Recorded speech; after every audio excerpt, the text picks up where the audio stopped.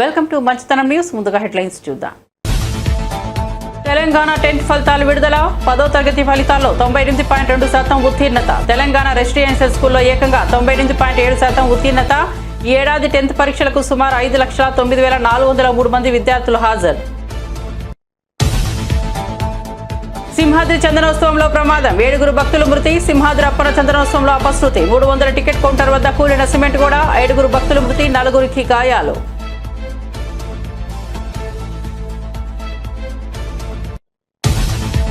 సింహాచలం మృతులకు 25 లక్షల పరిహారం. క్షతగాత్రులకు 3 లక్షల చొప్పున పరిహారం ప్రకటించిన ముఖ్యమంత్రి చంద్ర. మృతకారులతో టెలికాన్ఫరెన్స్.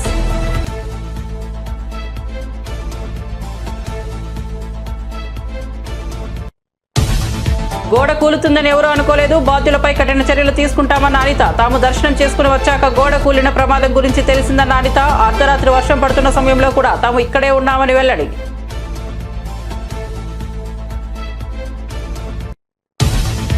పవన్ కళ్యాణ్ ఇప్పుడు ప్రాయశ్చిత్త దీక్ష చేయాలన్న వెల్లంపల్లి. సింహాచలం ఆలయం వద్ద 7 మృతి. ప్రభుత్వ వైఫల్యమేనన్న వెల్లంపల్లి. చందనోత్సవం ఏర్పాట్లపై నిర్లక్ష్యం వహించారని మండిపాటు. మంత్రులు అక్కడే ఉన్న ఏర్పాట్లను పట్టించుకోలేదని విమర్శ.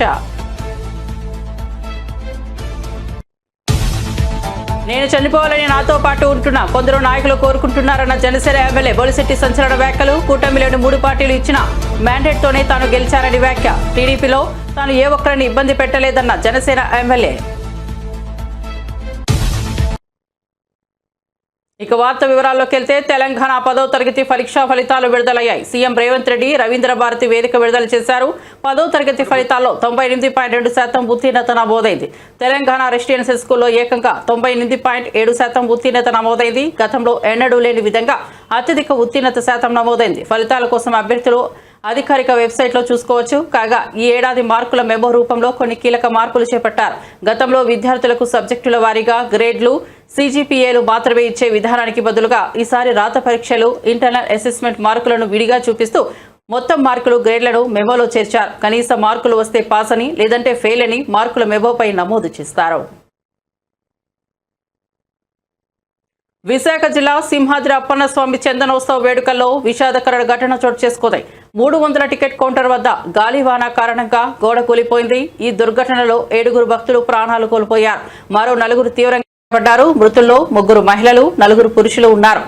సింహాద్రి అప్పన్న స్వామి చందనోత్సవం సందర్భంగా స్వామివారి నిజరూప దర్శనం కోసం భక్తులు పెద్ద సంఖ్యలో తరలివచ్చారు. మంగళవారం అర్ధరాత్రి సింహాచలంలో భారీ వర్షం కురిసింది. సింహగిరి బస్టాండ్ నుంచి ఎగువకు వెళ్లే మార్గంలో షాపింగ్ కాంప్లెక్స్ వద్ద 300 టికెట్ క్యూ లైన్లపై సిమెంట్ గోడ కూలిపోయింది. సింహాచలం శ్రీ వరాహ లక్ష్మీ నరసింహస్వామి ఆలయంలో 300 టికెట్ కౌంటర్ వద్ద గోడ కూలి మృతి చెందిన వారి కుటుంబాలకు రాష్ట్ర ప్రభుత్వం 25 లక్షల పరిహారం ప్రకటించింది. గాయపడిన వారికి 3 లక్షల చొప్పున అందించనున్నట్లు తెలిపింది. గోడ కూలి 7 భక్తులు మృతి చెందడంపై తీవ్ర దిగ్భ్రాంతి వ్యక్తం చేసిన ముఖ్యమంత్రి చంద్రబాబు నాయుడు మంత్రులు, ఉన్నతాధికారులతో టెలికాన్ఫరెన్స్ నిర్వహించారు.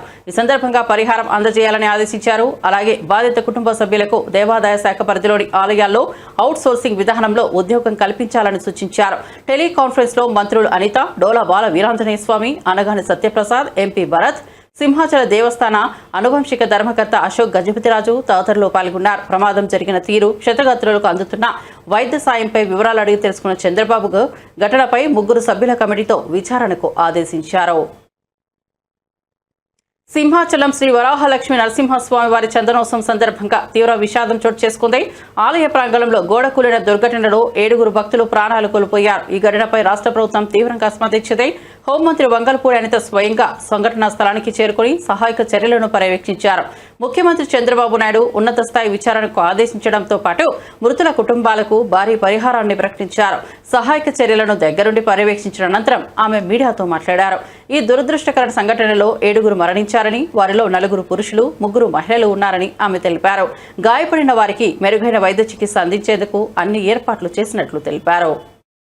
మహాలక్ష్మి నరసింహస్వామి వారి నిజరూప దర్శనం రోజున ఎర్లీ మార్నింగ్ మనకి 2:33 మధ్యలోనే ఇన్సిడెంట్ అనేది జరిగింది. యాక్చువల్గా ఇన్సిడెంట్ కూడా 2 o'clock చాలా హెవీ రైన్ ఒకటి స్టార్ట్ అయింది. అందరికీ తెలుసు, చాలా పెద్ద గాలి దుమారంతో చాలా ఉరుములు మెరుపులతో కూడిన భారీ వర్షం అయితే వచ్చింది.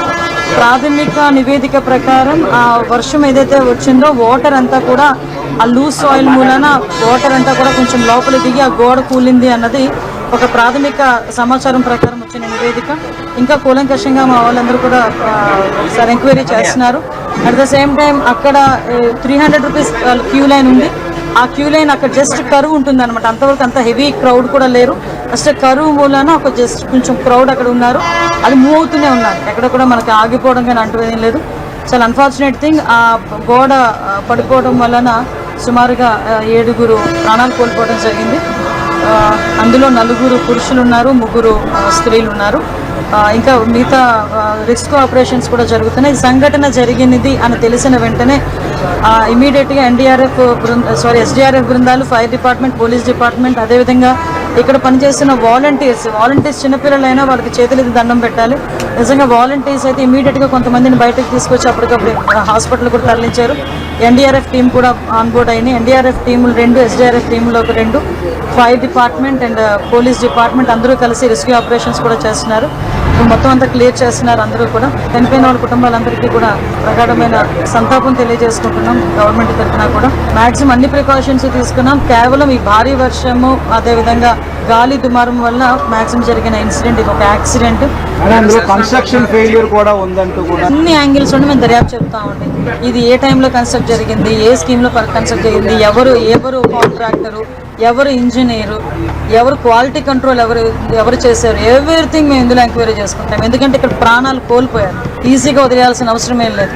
ఇందులో గవర్నమెంట్ కూడా చాలా సీరియస్గా ఉంది. అన్ని కోణాల్లో నుంచి కూడా మేము విచారణ జరుపుతాం. ఎవరైతే బాధ్యులు ఉన్నారో బాధ్యులు కఠినంగా శిక్షించే ప్రక్రియ గవర్నమెంట్ తీసుకుంటాం. నేను ప్రికాషన్స్ విషయంలో ఒక 2 days బ్యాక్, 3 days బ్యాక్ అంటే ఈ క్యూ లైన్లు మొత్తం ఆ క్యూ లైన్లు అన్నీ మేము చెక్ చేసుకోవడం జరిగింది. ఇది అన్ఫార్చునేట్ థింగ్. అక్కడ గోడ ఉంది. ఆ గోడ పిల్లర్తో కట్టాడా, సిమెంట్తో కట్టాడా, బ్రిక్తో కట్టాడా అన్నది ఎవరూ కూడా మేము చూసుకోవడానికి మాకు. కానీ విషయం ఏంటవుతుందంటే అక్కడ విపరీతంగా వర్షం పడింది. మీకు తెలుసు, మీరు ఆ టైంలో ఉన్నారు. నేను కూడా వర్షంలో తడుచుకునే దర్శనం చేసుకుని వచ్చాను. నేనే కాదు, పట్టు వస్త్రాలు సమర్పించడానికి వచ్చిన రెవెన్యూ మినిస్టర్ గారు కూడా వర్షంలో తడుచుకుని వెళ్ళారు. భారీ వర్షంలో తడుచుకుని వెళ్ళాము. ఈ వర్షం నేను దర్శనం చేసుకుని బయటకు వచ్చాను. ఇలా ఇన్ఫర్మేషన్ వచ్చింది గోడ కూలిందని. 1 or 2 ఇంజురీస్ అన్నారు. అయినప్పటికీ కూడా నేను వచ్చి చూస్తానని చెప్పి నేను పుట్అవుట్ని వచ్చాను.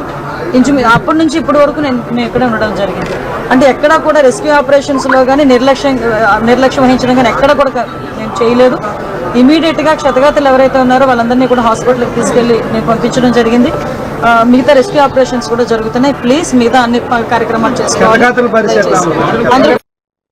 విశాఖపట్నంలోని సింహాచలం ఆలయంలో చందనోత్సవం సందర్భంగా చోటు చేసుకున్న గోడ కూలిన ఘటనపై మాజీ మంత్రి గుడివాడ అమర్నాథ్ తీవ్రంగా స్పందించారు. వర్షం పడటం ఆనవాయితీ అయినా ఇంతవరకు ఇలాంటి ఘోరమైన ఘటనలు జరగలేదని అన్నారు. ప్రభుత్వ నిర్లక్ష్యమే ఈ ప్రమాదానికి కారణమని ఆగ్రహం వ్యక్తం చేశారు. పచ్చిగోడకు కేవలం ఐరన్ చప్పుడుతో భద్రత పేరుతో తక్షణ ఏర్పాట్లు చేయడం దారుణమన్నారు. 7 భక్తుల ప్రాణాలను కోల్పోవడానికి ఇదే కారణమని తీవ్రంగా విమర్శించారు. నాణ్యత లేని నిర్మాణాలు, తగిన భద్రతా చర్యల లోపం భక్తులను విషాదంలో ముంచాయని పేర్కొన్నారు. ప్రాంతానికి ఇలవేల్పైనటువంటి శ్రీ వరాహ లక్ష్మీ నరసింహస్వామి వారి చందనోత్సవం అత్యంత పవిత్రమైనటువంటి దినోత్సవం. సింహాచలం శ్రీ వరాహ లక్ష్మీ నరసింహస్వామి వారి చందనోత్సవాన్ని నిజరూప దర్శనానికి వచ్చేటువంటి పరిస్థితులు ఉండేటువంటి పవిత్రమైనటువంటి రోజు ఒకే ఒక రోజు. ప్రభుత్వం తాలూకా చేతకానితనం, ఇంతమంది భక్తులు వస్తారని చెప్పి తెలిసి చేయాల్సినటువంటి ఏర్పాట్లు కూడా, అంటే చందనోత్సవం అనేటువంటిది ప్రతి సంవత్సరం ఏ రోజు వస్తుంది అనేటువంటిది డిపార్ట్మెంట్ తెలుస్తుంది. ఏ రోజుకి ఏర్పాట్లు అనేటువంటి పూర్తి చేయాలనేటువంటిది అది ప్రభుత్వం తాలూకా బాధ్యత. కేవలం 3 రోజుల 4 రోజుల క్రితం గోడ కట్టి దానికి కనీసం క్యూరింగ్ చేయకుండా గోడ కట్టాల్సినటువంటి రూల్స్ అండ్ రెగ్యులేషన్స్ ఏవైతే ఉన్నాయో, లేదా దానికి సంబంధించిన టెక్నికల్ ప్రొసీజర్స్ ఏవైతే ఉన్నాయో ఏవి ఫాలో అవ్వకుండా కేవలం గోడ కట్టేయాలనేటువంటి ఉద్దేశంతో గోడ కట్టేసి క్యూరింగ్ కూడా చేయకుండా ఈరోజు నిన్న రాత్రి సహజంగా మీ అందరికీ తెలుసు ఆనవాయితీ ప్రకారం, మరి ఆ దేవుడి కృప ఏంటో తెలియదు కానీ చందనోత్సవం అంటే వర్షం అనేటువంటిది ప్రతి చందనోత్సవానికి ఆ దేవుడి లీలో ఏంటో తెలియదు కానీ ప్రతి సంవత్సరం చందనోత్సవం రోజున వర్షం పడుతుంటది ఈ ప్రాంతంలో అనేటువంటిది ఈ ప్రాంతంలో ఎవరిని అడిగినా చెప్తారు. సరే గాలి వచ్చింది, వాన వచ్చింది, ఇవన్నీ ప్రభుత్వానికి సాకుల్లా కనబడొచ్చు. కానీ మీరు చేసినటువంటి ప్రక్రియలో ఆ గోడకి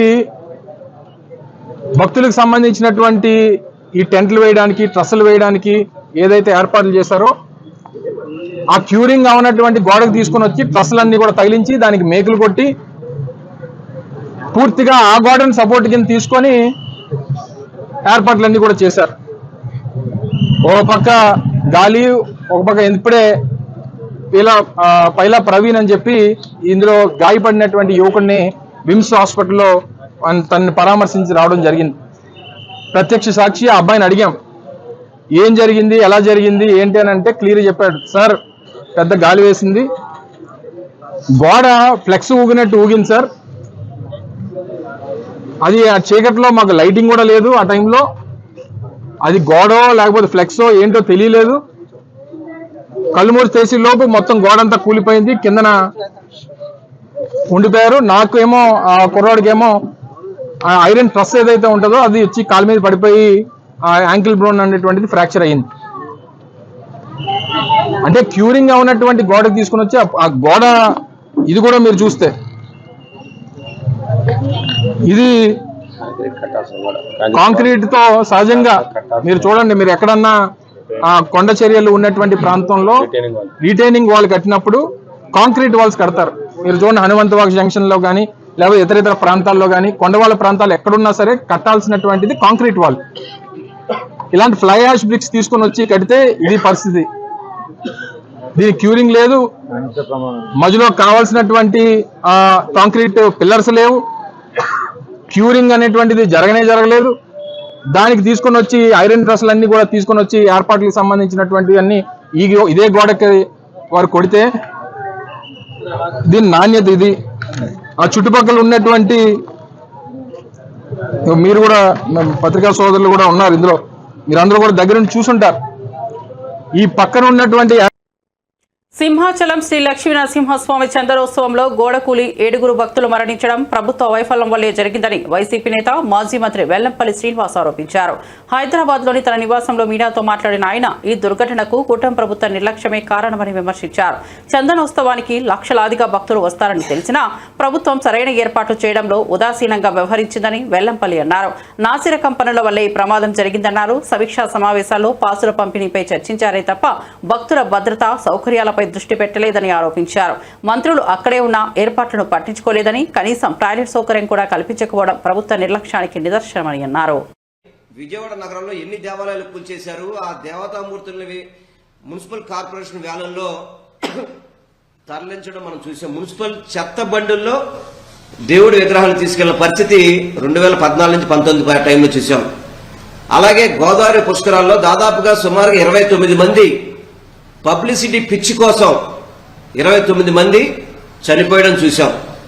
ఇలా దుర్మార్గంగా కూటమి ప్రభుత్వం వచ్చిందంటే హిందూ భక్తులందరికీ కూడా చనిపోవడం అనేది ఒక ఆనవాయితీగా ఈ కూటమి ప్రభుత్వం పనిచేస్తుంది.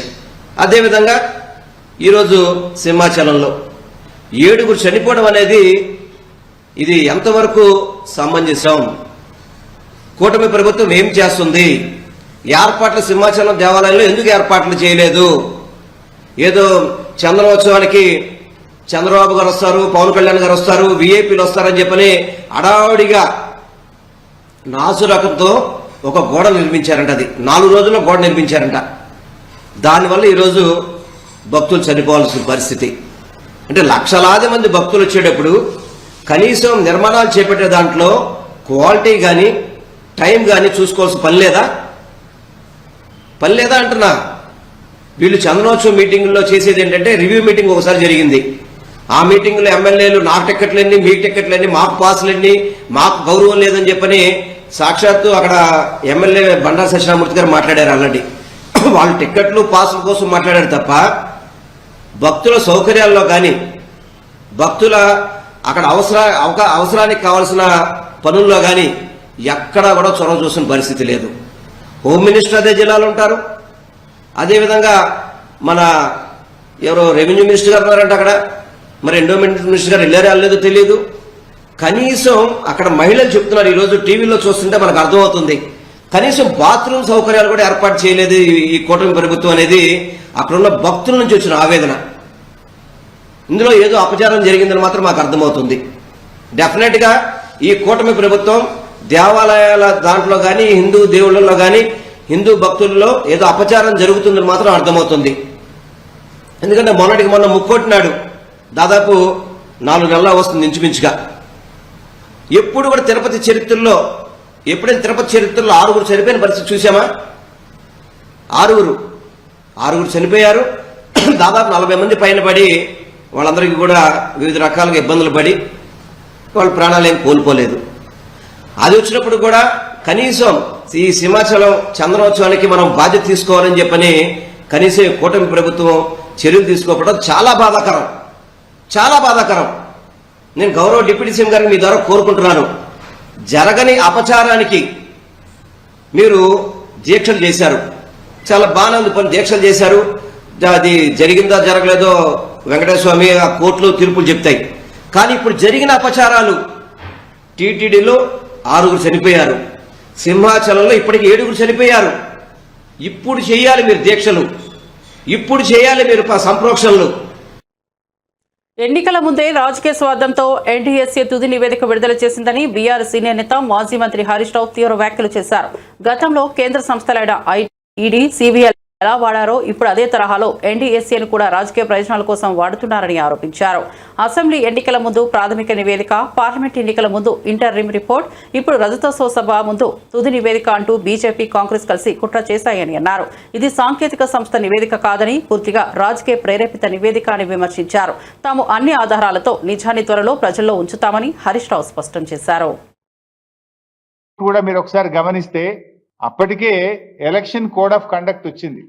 కాళేశ్వరం ఇన్సిడెంట్, మేడిగడ్డ ఇన్సిడెంట్ జరిగిన రోజు మేడిగడ్డకు పిల్లర్లు 2 కుంగిపోయిన రోజుకు అప్పటికే మోడల్ కోడ్ ఆఫ్ కండక్ట్ ఈ రాష్ట్రంలో అమల్లో ఉంది. ఎందుకు ఈ మాట ఆ డేట్ చూస్తే ఒకసారి మనకు election model code of conduct ఎప్పుడు అమల్లోకి వచ్చిందంటే October 9th model code of conduct వచ్చింది. ఈ ఇన్సిడెంట్ జరిగిందేమో 21st October జరిగింది.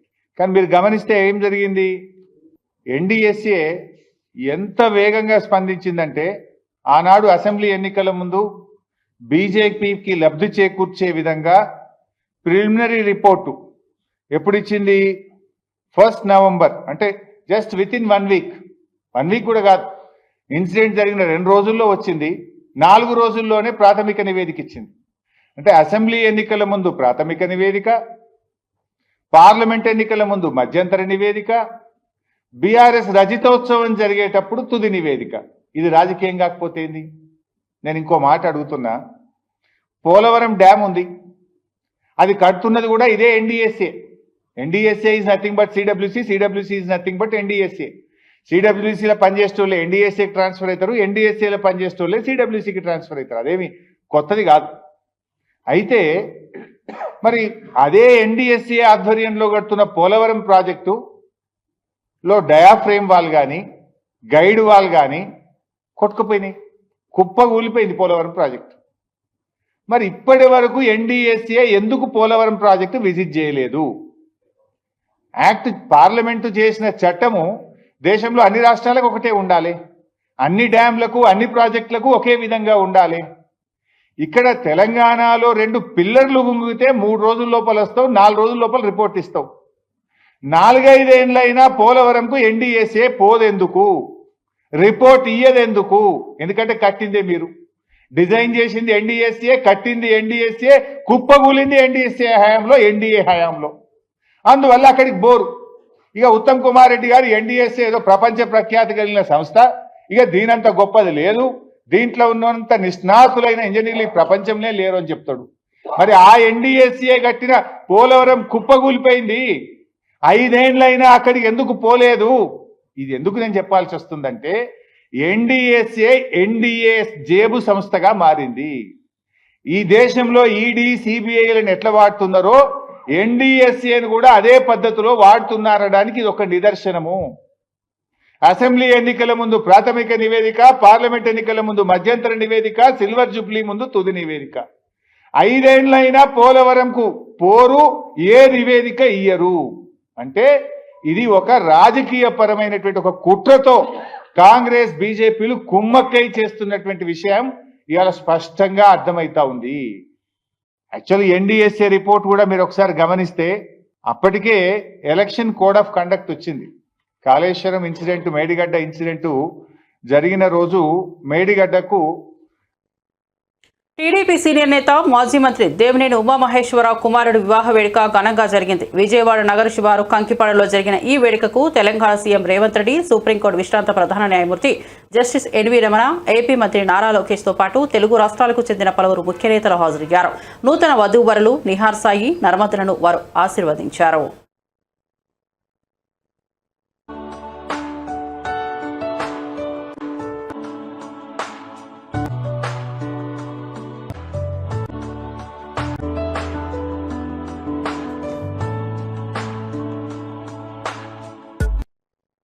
జనసేన పార్టీ తాడేపల్లిగూడెం ఎమ్మెల్యే బొలిశెట్టి శ్రీనివాస్ సంచలన వ్యాఖ్యలు చేశారు. తనతో పాటే ఉంటున్న కొందరు నాయకులు తాను చనిపోవాలని కోరుకుంటున్నారని, తద్వారా వచ్చే ఉప ఎన్నికల్లో ఎమ్మెల్యే కావాలని ఆశిస్తున్నారని ఆయన తీవ్ర ఆరోపణలు చేశారు.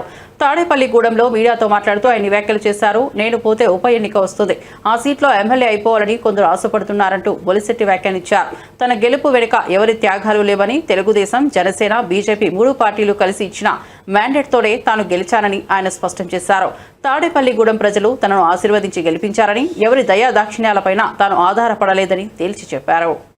అటు బీజేపీ కానీ నేను ఎన్డీఏ ఎమ్మెల్యే, నేను ఏ పార్టీకి సంబంధించిన వ్యక్తిని కాదు.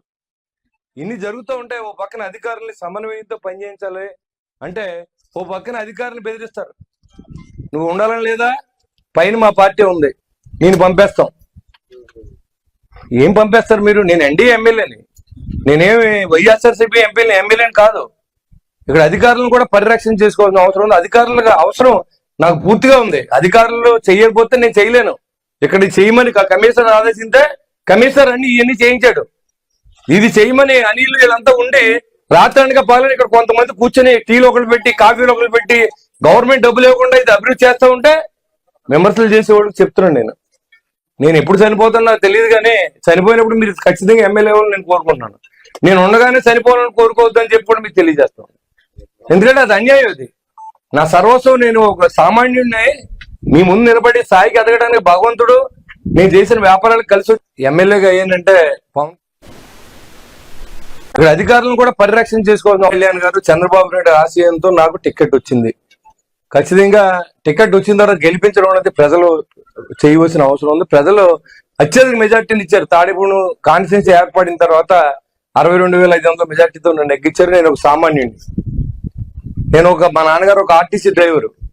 ఆ స్టేజ్ నుంచి ఒక ఎమ్మెల్యే ఎదగడానికి నా జీవితం అంతా కష్టపడ్డాను. ఇవాళ చాలా మంది మాట్లాడుతుంటే చాలా బాధేస్తుంది. ఎందుకంటే ఎలా ఉందంటే నాతో ఉన్న కొంతమంది వ్యక్తులు నేను చనిపోతే బాగుండు, వెంటనే నాకు బై ఎలక్షన్ వస్తే నెగ్గితే ఎమ్మెల్యేని అయిపోతారన్న విధంగా ఆలోచన చేయడానికి నేను భరించలేకపోతున్నాను దాన్ని. నేను గెలిచిన తర్వాత నిరంతరం ప్రజల కోసమే పనిచేస్తా ఉన్నా. నా సొంత వ్యాపారం మానేశాను. నేను ఎక్కడ కూడా ఎవరిని ఇబ్బంది పెట్టలేదు. ఇటు తెలుగుదేశం మిత్రులు కానీ, అటు జనసేన కానీ, అటు బీజేపీ కానీ. నేను ఎన్డీఏ ఎమ్మెల్యే, నేను ఏ పార్టీకి సంబంధించిన వ్యక్తిని కాదు. ఇన్ని జరుగుతూ ఉంటాయి. ఓ పక్కన అధికారుల్ని సమన్వయంతో పనిచేయించాలి అంటే ఓ పక్కన అధికారులను బెదిరిస్తారు. నువ్వు ఉండాలని లేదా, పైన మా పార్టీ ఉంది, నేను పంపేస్తాం. తిరుమల శ్రీవారిని క్రికెటర్లు రజిత్ పాటిదార్, జితేష్ శర్మ దర్శించుకున్నారు. వీఐపీ ప్రారంభ విరామ దర్శన సమయంలో వారు స్వామివారి సేవలో పాల్గొన్నారు. మహిళా క్రికెటర్ శ్రేయాంక పాటిల్ స్వామివారిని దర్శించుకున్నారు. అంతకుముందు టీటీడీ అధికారులు వీరికి స్వాగతం పలికి దర్శన ఏర్పాట్లు చేశారు. దర్శనానంతరం రంగనాయకుల మండపంలో క్రికెటర్లకు పండితులు ఆశీర్వచనం చేసి స్వామివారి తీర్థ ప్రసాదాలను అందజేశారు.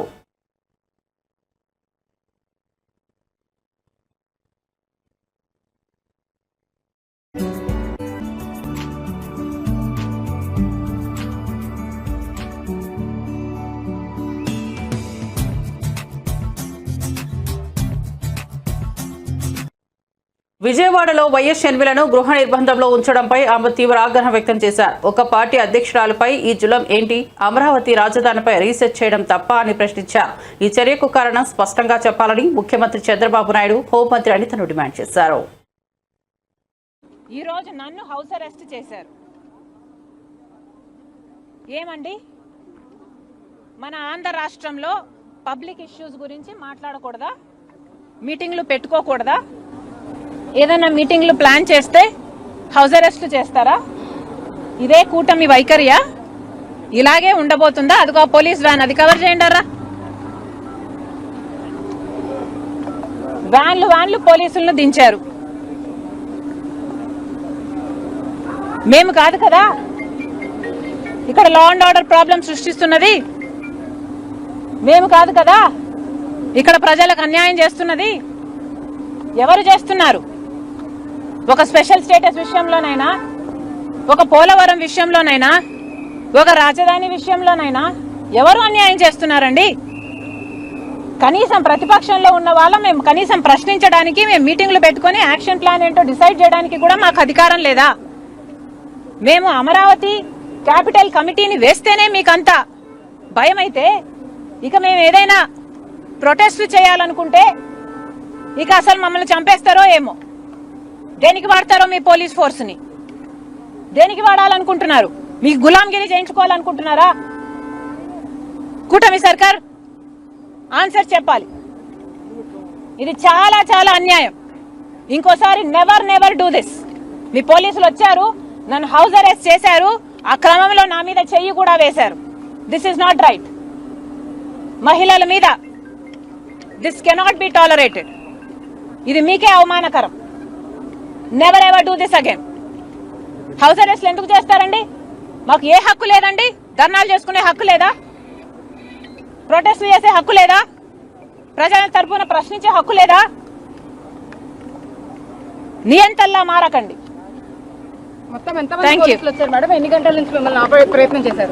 పొద్దున 8 గంటల నుంచి 8 గంటలకో 7:30కో నాకు తెలిసింది. అప్పటి నుంచి వెహికల్స్ లో పోలీసులు ఉన్ననే ఉన్నారు. ఎన్నిసార్లు మేము బయటికి వెళ్తామన్నా హౌస్ అరెస్ట్ అని చెప్తూనే ఉన్నారు. This is not right. మీకున్నది police force law and order కాపాడడానికి. ఇప్పటికే మహిళల మీద జరిగే అత్యాచారాలలో ఆంధ్ర. బులెటిన్ ముగించే ముందు హెడ్లైన్స్ మరోసారి చూద్దాం. తెలంగాణ 10th ఫలితాలు విడుదల. 10వ తరగతి ఫలితాల్లో 98.2% ఉత్తీర్ణత. తెలంగాణ రెసిడెన్షియల్ స్కూల్లో ఏకంగా 98.7% ఉత్తీర్ణత. ఏడాది 10th పరీక్షలకు సుమారు 5,09,403 మంది విద్యార్థులు హాజరు. సింహాద్రి చందనోత్సవంలో ప్రమాదం. 7 భక్తుల మృతి. సింహాద్రి అప్పన చందనోత్సవంలో అపశృతి. 300 టికెట్ కౌంటర్ వద్ద కూలిన సిమెంట్ గోడ. 7 భక్తుల మృతి, 4 గాయాలు.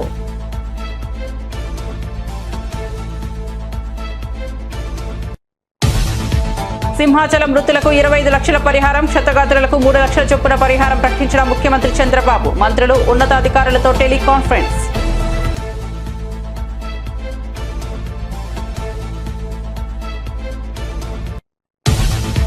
గోడ కూలుతుందని ఎవరూ అనుకోలేదు. బాధ్యులపై కఠిన చర్యలు తీసుకుంటామన్న అనిత. తాము దర్శనం చేసుకుని వచ్చాక గోడ కూలిన ప్రమాదం గురించి తెలిసిందన్న అనిత. అర్ధరాత్రి వర్షం పడుతున్న సమయంలో కూడా తాము అక్కడే ఉన్నామని వెల్లడి.